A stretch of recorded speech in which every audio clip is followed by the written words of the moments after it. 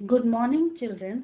आज हम आपको हिंदी साहित्य सागर नामक पुस्तक से पाठ 4 नेताजी का चश्मा समझाने जा रहे हैं, जिसके लेखक स्वयं प्रकाश जी हैं। स्वयं प्रकाश जी का जन्म 20 जनवरी 1947 को मध्य प्रदेश के इंदौर में हुआ। इन्होंने मैकेनिकल इंजीनियरिंग की पढ़ाई की। इनका बचपन और नौकरी का बड़ा हिस्सा राजस्थान में बीता। ये कहानीकार तथा उपन्यासकार हैं। इन्हें अनेक पुरस्कारों से सम्मानित भी किया जा चुका है। कहानी का परिचय।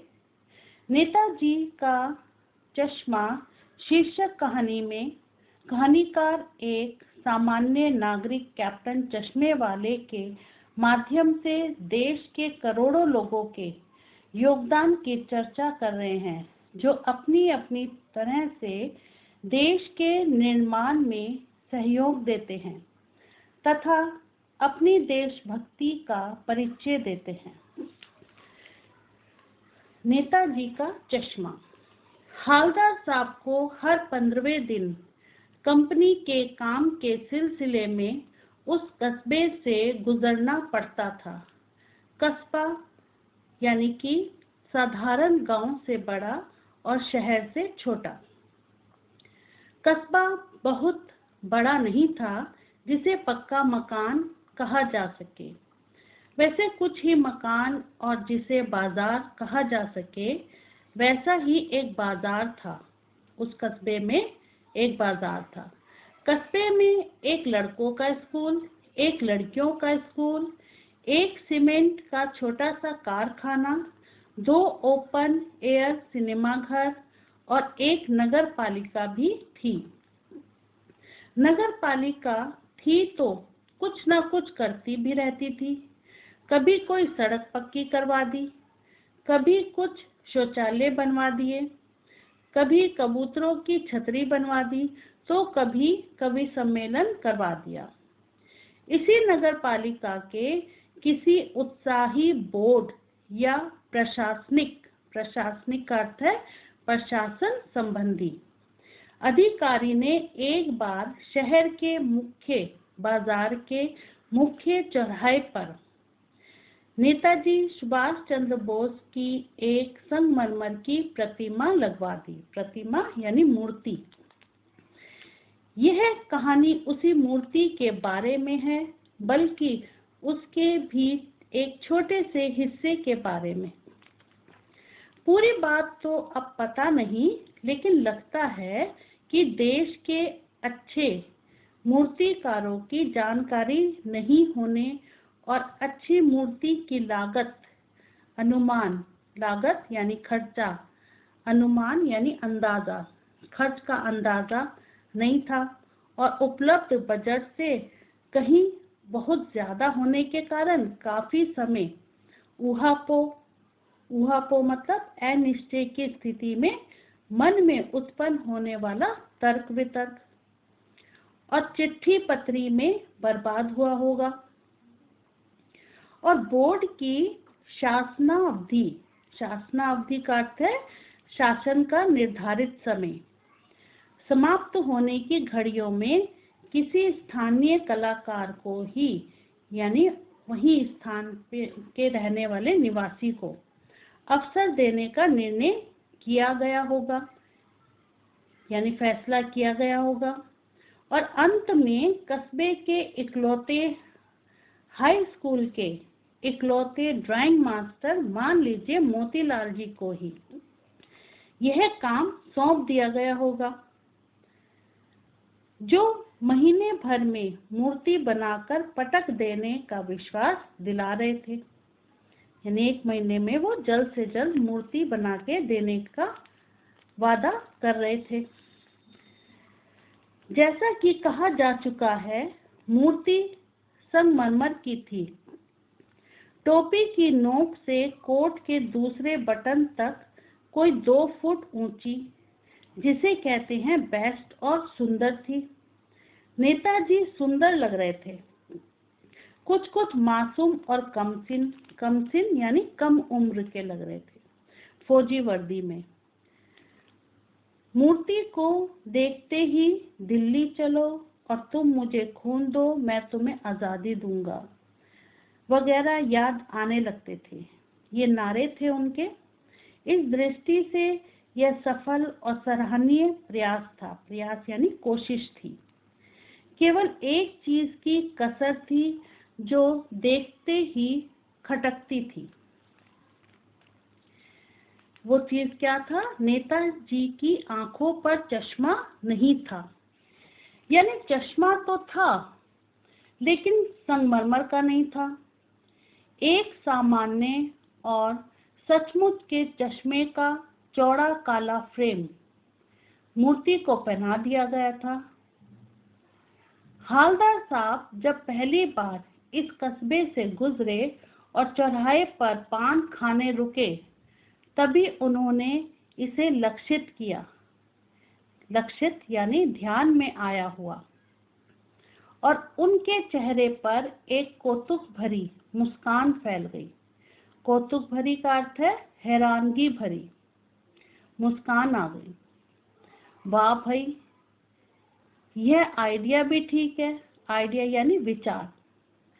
मूर्ति पत्थर की लेकिन चश्मा रियल यानी कि असली चश्मा था। जीप कस्बा छोड़कर आगे बढ़ गई।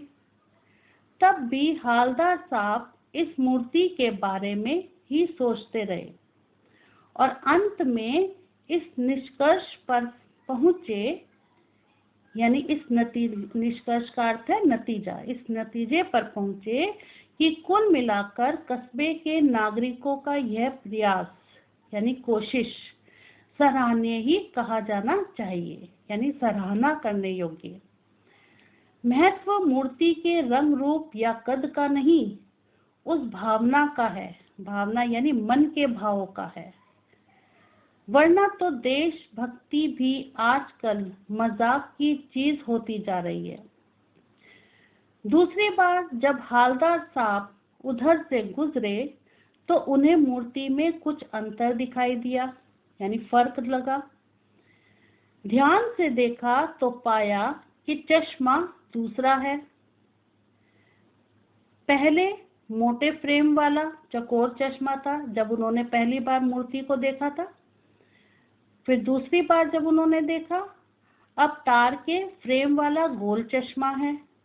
हालदार साहब का कौतुक यानी हैरानी और बड़ा। वाह भाई, क्या आइडिया है। मूर्ति कपड़े नहीं बदल सकती लेकिन चश्मा तो बदल ही सकती है। तीसरी बार फिर नया चश्मा था। हालदार साहब को आदत पड़ गई हर बार कस्बे से गुजरते समय चौराहे पर रुकना, पान खाना और मूर्ति को ध्यान से देखना, क्योंकि मूर्ति पे हर बार जो था चश्मा बदल बदल के लगाया जाता था। एक बार जब कौतूहल यानी उत्साह, उत्सुकता, दूरदमनीय यानी जिसे दबाना कठिन हो, यानी वो अपनी उत्सुकता को दबा नहीं पा रहे थे। मुश्किल हो रहा था उन्हें लग रहा था कि हम ये पूछें, तो पान वाले से ही पूछ लिया, क्यों भाई, क्या बात है, यह तुम्हारे नेताजी का चश्मा हर बार बदल कैसे जाता है? अब पान वाले के मुंह में, खुद के मुंह में पान ठूसा हुआ था, यानी पान खा रहा था वो। वह एक काला, मोटा और खुश मिजाज आदमी था, यानी हंसमुख आदमी था। हालदार साहब का प्रश्न सुनकर वह आंखों ही आंखों में हंसा। उसकी तोन थिरकी, यानी मोटा पेट उसका हिला। पीछे घूमकर उसने दुकान के नीचे पान थूका और अपनी लाल काली बत्ती सी दिखाकर बोला, जो पान खाते हैं उनके दांत लाल काले रंग के हो जाते हैं। बत्ती सी यानी दांत। कैप्टन चश्मे वाला करता है। क्या करता है?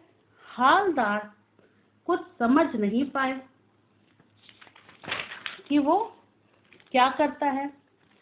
चश्मा चेंज कर देता है। पान वाले ने समझाया।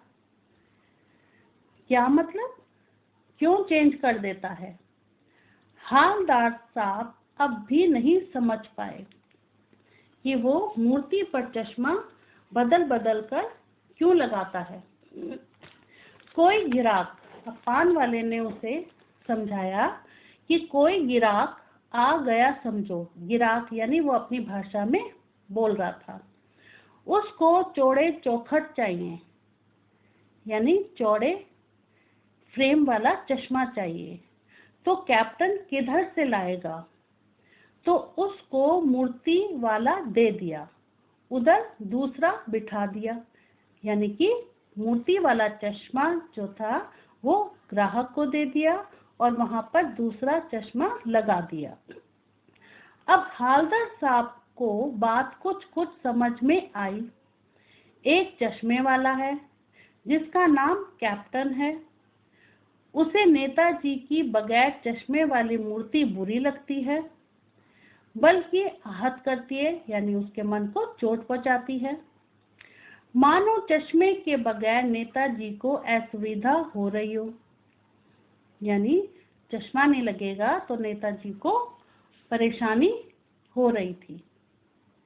इसलिए वह अपनी छोटी सी दुकान में उपलब्ध गिने चुने फ्रेमों में से एक नेताजी की मूर्ति पर फिट कर देते हैं।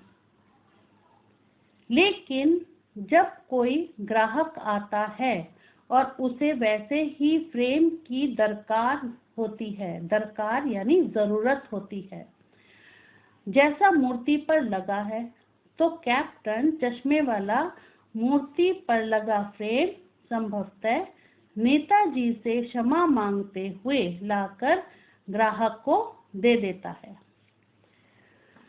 और बाद में नेताजी को दूसरा फ्रेम लौटा देता है, यानी दूसरा चश्मा नेताजी की आंखों पर लगा देता है। वाह भाई, खूब, क्या आइडिया है। लेकिन भाई एक बात अभी भी समझ में नहीं आई। अब हालदार साहब ने पान वाले से फिर पूछा, नेताजी का ओरिजिनल चश्मा कहाँ गया? यानी मूर्ति जो थी संगमरमर की थी, तो उसका चश्मा भी कैसा होना चाहिए था? संगमरमर का होना चाहिए था। तो ये बात जो है हालदार साहब के समझ में नहीं आ रही थी। पान वाला दूसरा पान मुंह में ठूस चुका था, यानी खा चुका था। दोपहर का समय था, दुकान पर भीड़ भाड़ अधिक नहीं थी। वह फिर आंखों ही आंखों में हंसा। उसकी तोंद थिरकी, कत्थे की डंडी फेंक पीछे मुड़कर उसने नीचे पीक थूकी और मुस्कुराता हुआ बोला, मास्टर बनाना भूल गया। यानी वो हंसी कर रहा था कि मास्टर बनाना भूल गया उस चश्मे को, मूर्ति की। पान वाले के लिए यह एक मजेदार बात थी, लेकिन हालदार साहब के लिए चकित और द्रवित करने वाली, यानी हैरान कर देने वाली बात थी। यानी वह ठीक ही सोच रहे थे। मूर्ति के नीचे लिखा मूर्तिकार मास्टर मोतीलाल वाकई कस्बे का अध्यापक था। बेचारे ने महीने भर में मूर्ति बनाकर पटक देने का वादा कर दिया होगा, यानी जल्दबाजी में उसने मूर्ति बना के देने का वादा किया होगा, बना भी ली होगी। लेकिन पत्थर में पारदर्शी मतलब आर पार दिखने वाला चश्मा कैसे बनाया जाए? कांच वाला यह तय नहीं कर पाया होगा, या कोशिश की होगी और असफल रहा होगा, या बनाते बनाते कुछ और बारीकी के चक्कर में चश्मा टूट गया होगा, या पत्थर का चश्मा अलग से बनाकर फिट किया गया होगा और वह निकल गया होगा। उफ, यानी ये सारी बातें जो है हालदार साहब अपने मन में सोच रहे थे कि ऐसे हुआ होगा जो नेताजी का चश्मा बनाना भूल गया। हालदार साहब को यह सब कुछ बड़ा विचित्र और कौतुक भरा लग रहा था। इन्हीं ख्यालों में खोए खोए पान के पैसे चुकाकर चश्मे वाले की देशभक्ति के समक्ष मतलब सामने नतमस्तक होते हुए, नतमस्तक मतलब सिर झुकाना, वह जीप की तरफ चल दिए। यानी देशभक्ति के सामने अपना सिर झुका के जीप की तरफ चल दिए। फिर रुके, पीछे मुड़े और पान वाले के पास जाकर पूछा, क्या कैप्टन चश्मे वाला नेताजी का साथी है या आजाद हिंद फौज का भूतपूर्व सिपाही?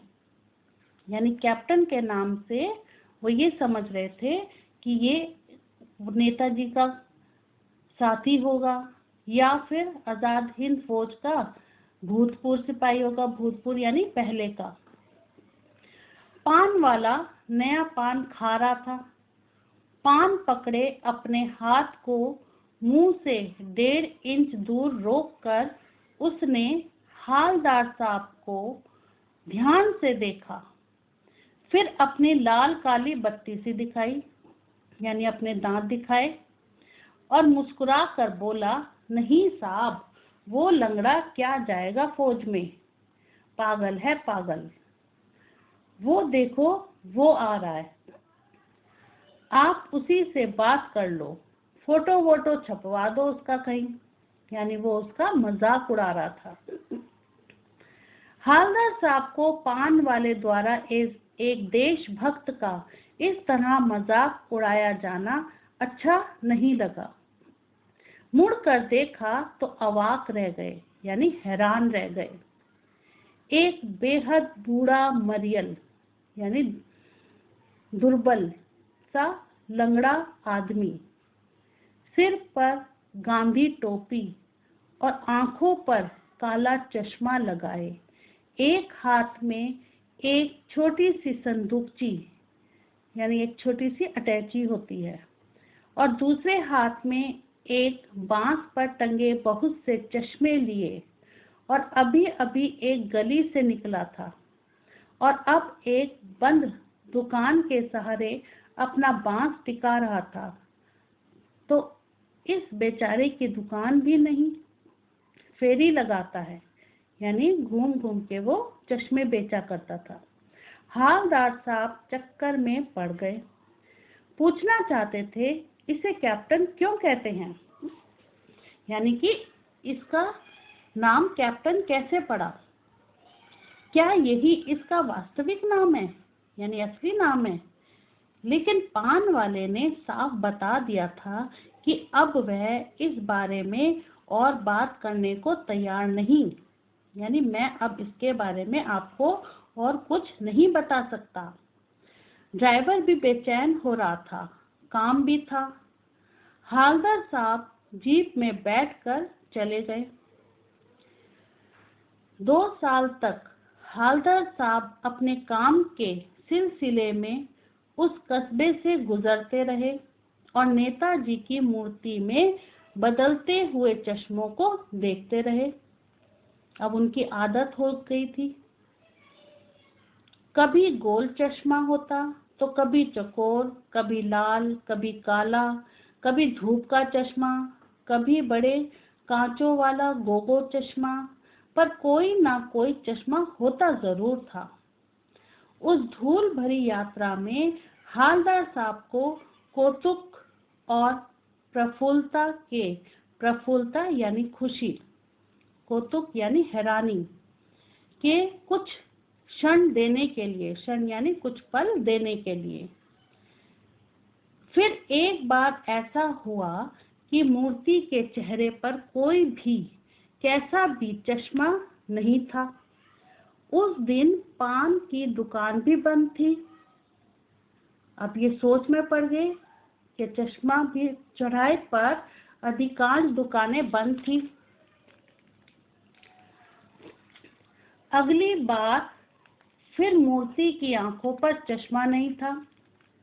हालदार साहब ने पान खाया और धीरे से पान वाले से पूछा, क्यों भाई, क्या बात है? आज तुम्हारे नेताजी की आंखों पर चश्मा नहीं है। पान वाला उदास हो गया। उसने पीछे मुड़कर मुंह का पान नीचे थूका और सिर झुकाकर अपनी धोती के सिरे से आंखें पोंछता हुआ बोला, साहब, कैप्टन मर गया। और कुछ नहीं पूछ पाए हालदार साहब। जब उन्होंने ये बात सुनी तो उन्होंने आगे पान वाले से कुछ नहीं पूछा। कुछ पल चुपचाप खड़े रहे, फिर पान के पैसे चुकाकर जीप में आ बैठे और रवाना हो गए यानी वहां से चले गए।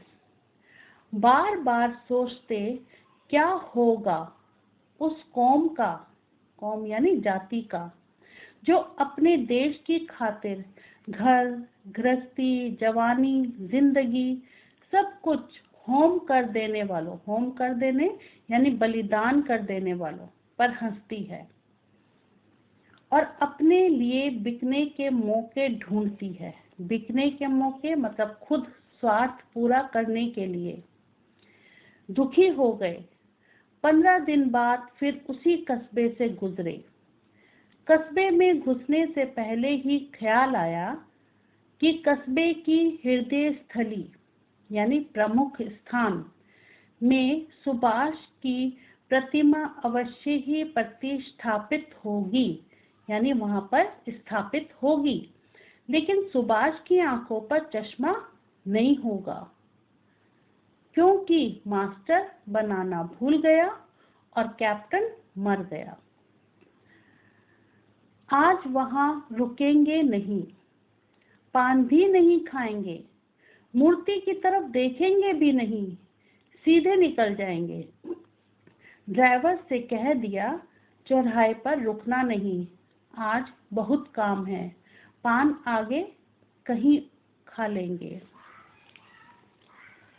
लेकिन आदत से मजबूर आंखें चौराहा आते ही मूर्ति की तरफ उठ गई, क्योंकि चौराहे पे मूर्ति रखी होती थी। तो मूर्ति तो थी, लेकिन जैसे उसको आदत हो रखी थी कि चश्मा देखना है, तो जब मूर्ति की तरफ उन्होंने अपनी आंख उठा करके देखा तो कुछ ऐसा देखा कि चीखे, रोको, जीप स्पीड में थी। ड्राइवर ने जोर से ब्रेक मारी। रास्ता चलते लोग देखने लगे। जैसे ही ब्रेक लगी तो रास्ते में जो लोग चल रहे थे वो देखने लगे। जीप रुकते ना रुकते हालदार साहब जीप से कूदकर तेज तेज कदमों से, अभी जीप पूरी तरह से रुकी नहीं थी, लेकिन वो जीप से कूद पड़े और तेज तेज कदमों से मूर्ति की तरफ लपके और उसके ठीक सामने जाकर अटेंशन में खड़े हो गए यानी सीधे खड़े हो गए। क्या देखा उन्होंने कि मूर्ति की आंखों पर सरकंडे से बना छोटा सा चश्मा रखा हुआ था, जैसा बच्चे बना लेते हैं। हालदार साहब भावुक हैं। इतनी सी बात पर उनकी आंखें भर आई यानी नम हो गई, वे भावुक हो गए। तो इस कहानी के माध्यम से लेखक हमें उत्साहित कर रहा है कि हम सबको अपने देश भक्तों एवं आजादियों सेनानियों को हमेशा याद रखना चाहिए। उनके द्वारा दी गई कुर्बानियों को नहीं भूलना चाहिए कि किस प्रकार उन्होंने अपनी कुर्बानी देकर देश को आजाद कराया था। धन्यवाद।